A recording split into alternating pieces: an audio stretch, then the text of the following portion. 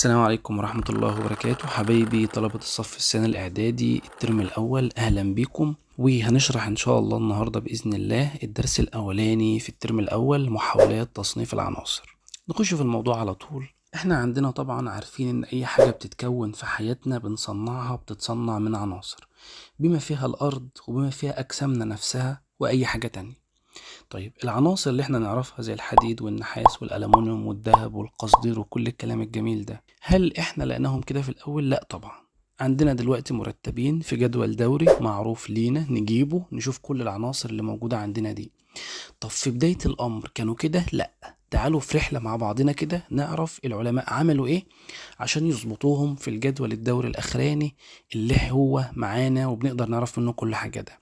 في الأول كانت عناصر مفرقة كل واحد في حتة، كأن مثلا داخل على الدولاب بتاعك أو بتاعك، تبص تلاقي كل التيشيرت في ناحية والقميص في ناحية والبنطلون في ناحية وكل حتة فيهم في ناحية. فأنا عايز أرتبهم بحيث أعرف إن هنا التيشيرتات بتاعتي، هنا البناطيل بتاعتي، وهكذا. تمام. العناصر في الأول كان كل واحد يعرف له عنصر ولا يعرف له عنصرين وهكذا، وكل واحد في حتة ومفيش حد له دعوة ايه بالتاني. وطبعا ما كانش فيه وسائل الاتصال اللي موجودة دلوقتي دي، فكان الموضوع صعب ان حد يلم بكل اللي موجود. تمام. طب العلماء حاولوا يصنفوهم ليه في بداية الامر؟ عشان يرتبوهم. تمام. وبالتالي يبقى في سهولة في دراستهم. تمام. وبالتالي اقدر اعرف ان العنصر ده اكبر من العنصر ده او العنصر ده انشط من العنصر ده، فاقدر اجيب علاقات ما بين العناصر وبعضها. تمام. واقدر اقول ان الخواص الفيزيائيه بتاعت ده والخواص الكيميائيه بتاعت ده بينصهر عند درجه حراره كذا وده بيعمل عند درجه حراره كذا وهكذا. يبقى كان الغرض من التصنيف سهوله دراسه العناصر وايجاد علاقات بين العناصر وبعضها من خلال خواصها الفيزيائيه والكيميائيه. تمام كده. قابلنا كم محاولات كتيره لا حصر لها، بس محاولات لا تبوء او محاولات لا ترتقي في انها تكون محاوله جاده.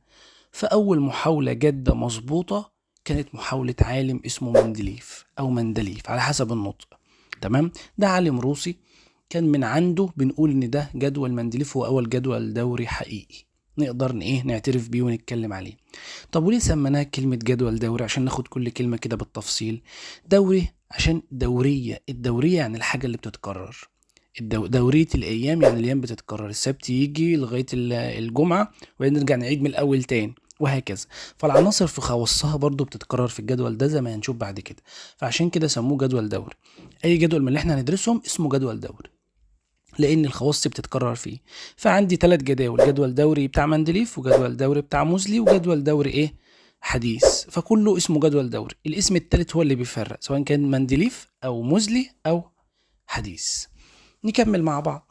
تعالى بقى جدول مندليف اللي عمله ده، نشره امتى مندليف؟ نشره سنة 1871 في كتاب اسمه مبادئ الكيمياء. تمام.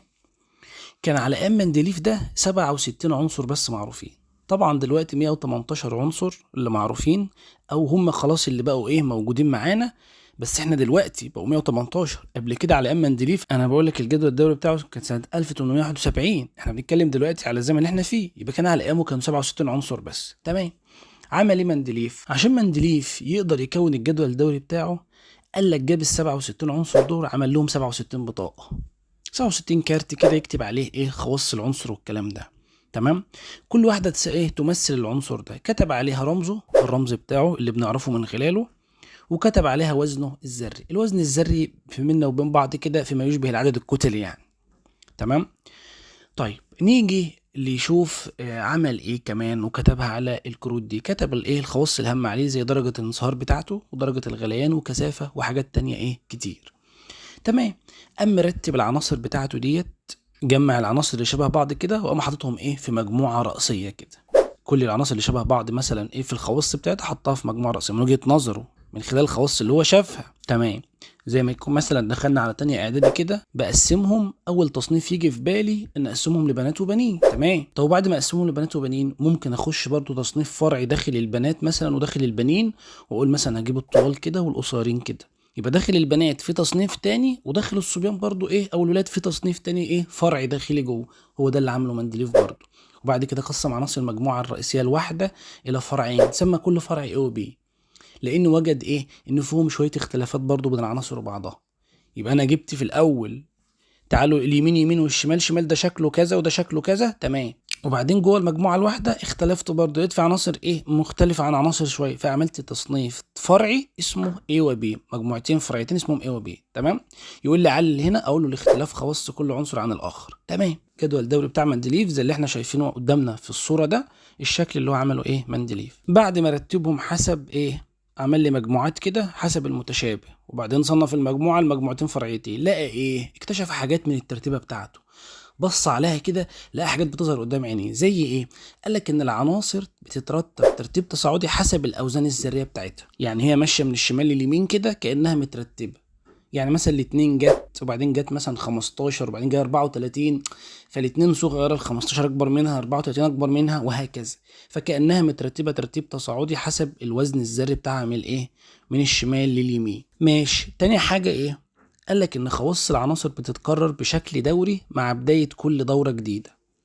عشان كده قلنا احنا هو سماها الجدول الدوري ليه. يعني انا مثلا مشيت في رف كده من الشمال لليمين، لقيت فيه ايه، الخواص عماله تتغير، وبعدين رجعت اما نزلت انزل في الرف التحتاني تاني، ابدا من الاول من الشمال تاني، لقيت اللي بدات بيه زي اللي كنت بادئ بيه الاول، يبقى الخواص بتتكرر تاني. وبعدين في الرف التالت اللي هو الدوره التالته، لما جيت ابدا من الاول لقيت كل اللي في الاول دول على الشمال شبه بعض، يبقى خاصيه او خواص العناصر بتتكرر بشكل دوري مع بدايه كل ايه، كل دوره جديده، تمام. نيجي المندليف بقى نبص على التجربه بتاعته، نلاقيها شويه ايه مميزات وشويه عيوب، نتكلم عليهم كده ونجملهم عشان خاطر ايه نبقى خلصنا من النقطه دي.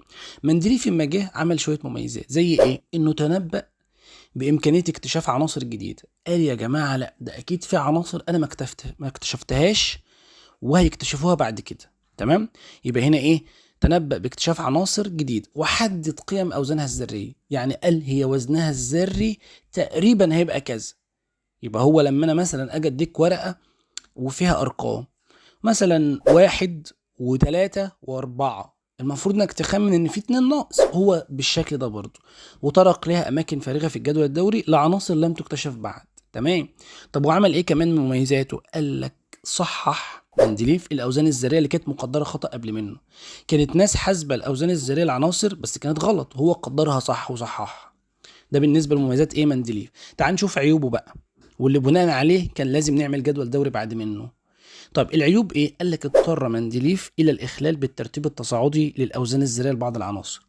هما مترتبين تصاعدي اهو، هو اضطر انه يخلي بالترتيب ده عشان يحط العناصر اللي شبه بعضها مع بعضها، تمام. يبقى لو وضعها في المجموعات التي تتناسب مع ايه، مع خواصها. يعني هو بص كده على الجدول، لا العنصر ده مكانه مش هنا، انا هجيبه في الحته الفلانيه دي لانهم شبه بعض في الخواص، فكده هو اخلي بالترتيب اللي كان ظاهر له.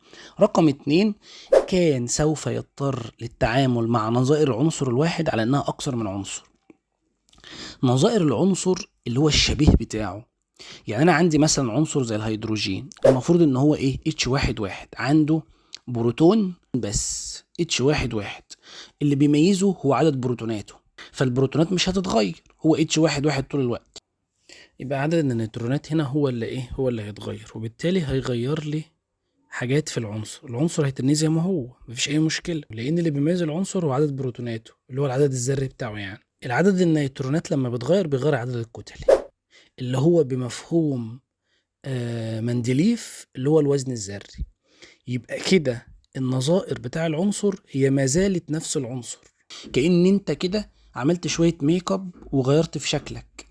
فانت مثلا محمد، انت ما زلت محمد بس ايه، بنيو لوك جديد، جبت شعرك على جنب، حلقت شعرك، طولته، لبست لبس مختلف، فانت ما زلت ايه محمد بس باشكال مختلفه. هي دي النظائر، ولكن بخواص مختلفه، ما زالت نفس الايه، نفس العنصر، لان اللي بيميز العنصر هو عدده الذري اللي هو عدد بروتوناته. فلما نبص الهيدروجين هنلاقيه H1، عدد البروتونات 1. طب هو عنده 3 نظائر كلهم نفس عدد البروتونات، يبقى وفقا لنموذج او الجدول الدوري بتاع موزلي اللي جاي بعد كده هو نفس العنصر. انما وفقا لنموذج مندليف مش هيبقى نفس العنصر. ليه؟ لان نموذج مندليف او جدول مندليف مبني على الوزن الذري اللي هو زي ما قلنا تقريبا كده العدد الكتلي، فالعدد الكتلي كده هيتغير لان النيوترونات هيتغير. نظير الهيدروجين 1 عدد الكتلي 1، ونظير الهيدروجين 2 عدد الكتلي كام؟ عدد الكتلي 2، ونظير الهيدروجين 3 عدد الكتلي كام؟ 3. ولهم اسماء مختلفة بالمناسبة. يعني بتاع واحد ده اسمه ايه؟ بروتيوم. والهيدروجين اللي هو 2 ده اسمه ايه؟ ديتيريوم. والهيدروجين 3 اسمه ايه؟ تريتيوم. بس ده طبعا مش علينا، انا بعرفكم بس يعني ايه نظائر، ان العدد النيوترونات بيختلف في النواة. عدد النيوترونات بيختلف في النواة، ده اللي بيفرق نظري عن نظري. انما هو مازال نفس العنصر ومازال نفس العدد الذري اللي هو عدد الايه؟ البروتونات. بس طالما هو مازال نفس العدد الذري يبقى هو ماشي مع نموذج مين؟ مع النموذج بتاع موزلي وجدول الدوري الحديث. انما مش ماشي مع نموذج مين؟ مع نموذج مندليف، لان مندليف بيعتبر الترتيب على حسب مين؟ التدرج في الوزن الذري اللي هو العدد الكتلي، وكده الوزن الذري بيختلف، وبالتالي هتعامل معاهم على انهم ايه؟ عناصر مختلفة. فده القصة اللي بنقول عليها ان مندليف كان سوف يضطر، لان ما كانوش ايه؟ اكتشفت الايه؟ النظائر على ايامه. فاحنا بنقول ان هو كان سوف يضطر للتعامل مع نظائر عنصر واحد على اساس انها ايه؟ اكتر من عنصر.